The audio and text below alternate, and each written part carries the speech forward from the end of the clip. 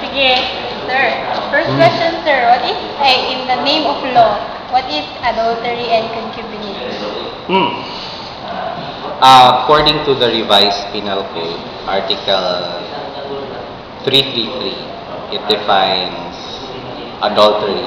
Adultery is committed by any married woman who shall have carnal knowledge with a man other than her husband. Ang concubinage is also defined by the revised penal code of the Philippines, Article 334. Almost similar ilang definition, except that there are three other ways by which concubinage may be committed. It's committed by a married man who shall have carnal knowledge with a woman other than his wife under a scandalous circumstance. The term under a scandalous circumstance, you don't find that in the definition of adultery. Second, concubinage may also be committed by a married man who shall cohabit with a paramour in another dwelling. And thirdly, concubinage may be committed by a married man who shall bring into the conjugal dwelling the paramour. Sir, what are the punishments to the ones who commit concubinage and adultery? Punishment. I'd like to stress that based on the revised penal code, the punishment for adultery is higher than the punishment for concubinage, despite the fact that you're punishing the same act. It implies imprisonment because it's a criminal act. So by any criminal act, one of the possible punishment is imprisonment. For adultery, if I'm not mistaken, I think it's prison correctional. It's a very technical term. While for concubinage, it's 1 degree lesser than prison correctional. Along with that, for every criminal liability, there is an inherent civil liability. So you may also be required by the court, depending on the findings of the judge, to pay for damages. Could be actual damages, moral damages, exemplary damages, or temporal damages. So, sir, anong stand mo in terms of adultery and concubinage? Is it a big sin or it's just normal? It's punished by the revised penal code, so it's not normal. So, your own opinion, sir? No, the more interesting point in adultery and concubinage is that it doesn't treat men and women in the same level. The playing field is not even. Because one, you punish the woman more than the man. As I said earlier, they committed the same act. They both violated their marital vows of mutual help, fidelity, love, and support. So how come, in terms of punishment, why does the woman get higher penalty than the man? Pareho naman ang ginawa nila.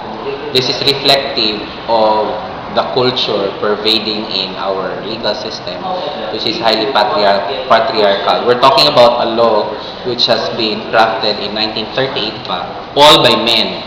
Not saying that basically men are evil, but because maybe in a highly patriarchal environment like the Philippines, before, many of them had paramours and they wanted to protect themselves from being caught. Aside from that, it would be very difficult to prove concubinage on the part of the man kasi mahirap yung tatlong circumstances that I mentioned.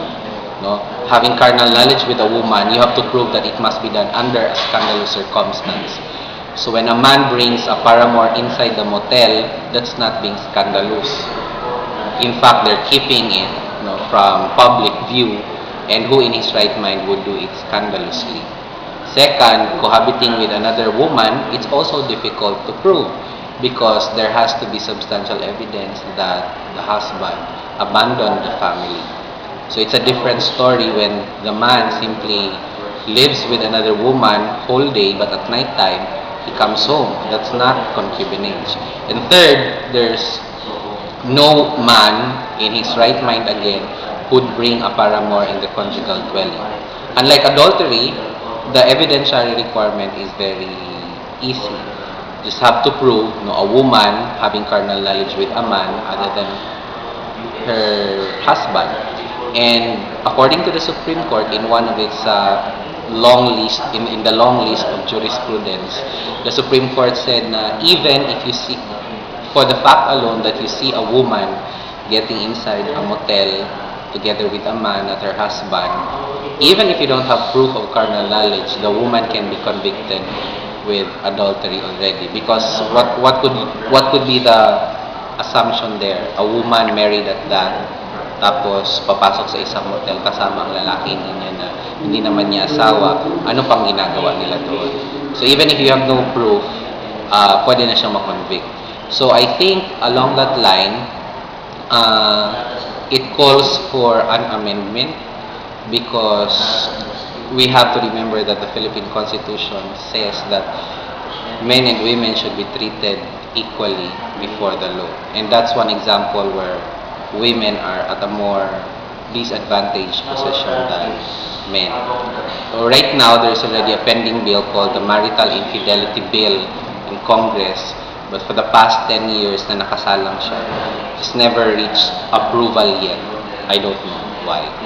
Maybe because some of the good old guys protecting their paramours are still there.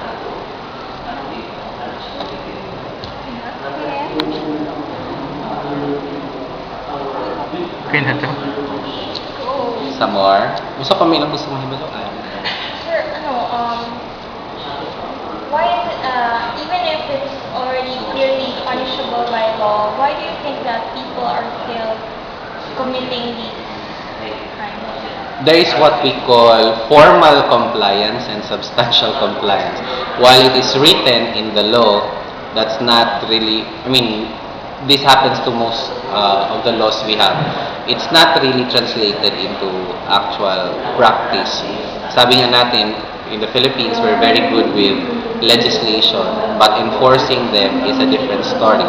Aside from that, we have to reckon with the existing culture na mukhang very tolerant ang Filipino culture because it's patriarchal. It's okay for the guys to fool around, but when it comes to girls, it's a no-no. So there's a double standard of morality. I'm not saying though that it should also be tolerated sa mga babae. So what I'm saying is that for as long as the culture is highly patriarchal, we cannot offer a comprehensive corrective measure for the behavior. Naka-embed na kasi siya sa kultura. If that's the case, then what it requires is a cultural revolution na kailangan baguhin yung pagtingin sa babae, sa lalaki, the way we treat each other, our relationships, how we define our relationships. It's altogether be altered if we want this to stop. And really, to encourage more and more of the wives, of the women to come out into the open if they really if they really want to stop the philandering activities of their husband. But first, we have to make it as an issue that there is something wrong with adultery and concubinage.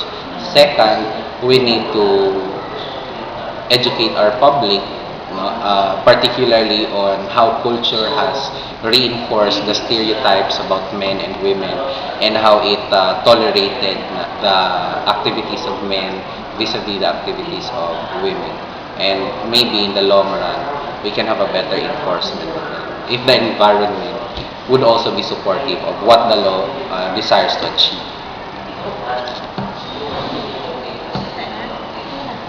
I would like to thank my sponsors.